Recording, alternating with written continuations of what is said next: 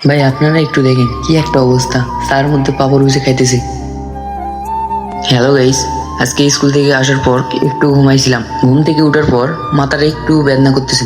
আর একটা বড় কথা, আমার মাথা বেদনা করলে এক কাপ চা খাইলে আমার মাথা ঠিক হয়ে যায়। সেই কারণে আমি বাজারের দিকে রওনা দিতেছি। তার আগে মুখটা মুছে নিই। আপনারা দেখতে পাইতেছেন বাসা থেকে বাইরে হইতেছি। আপনারা একটু আমাদের বাসার সামনের দিকটা দেখেন, কত সুন্দর প্রাকৃতিক দৃশ্য। এটা একদম আমাদের বাসার সামনের দিক। এইটা আমাদের খোলা। আপনারা দেখতে পাচ্ছেন খোলার সামনে একটা পুকুর, অনেক সুন্দর। তার সাইডে দেখেন অনেক গাছ গাছালি। আর বিকালের দিক জায়গাটা অনেক সুন্দর দেখা যাইতেছে।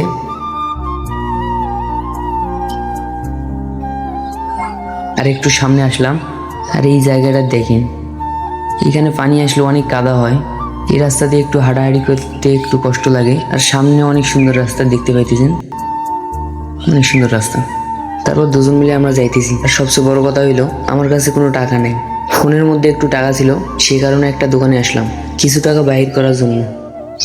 ক্যাশ আউট করে দিছি, এখন টাকা গুনতেছি। কিছুক্ষণের মধ্যে টাকাটা দিবে। এই যে দেখতে পাইতেছেন টাকা দিতেছে। হ্যাঁ, সব টাকা দিয়েছে। এখন যাইতেছি চার দোকানে। প্রথমে দুইজন দুইটা পাপড় নিলাম, তারপর দুইটা চা নিলাম। তা আমি সুন্দর মতন চা খাইতেছি, ও আবার পাপড় খাইতেছি। তারপর সে বলতেছে একটা নতুন একটা স্টাইল দেখাই খাওয়ার। আমি বলতেছি আচ্ছা ঠিক আছে। সে একটু পাপড় ভেঙে চার মধ্যে ডুবাইতেছে।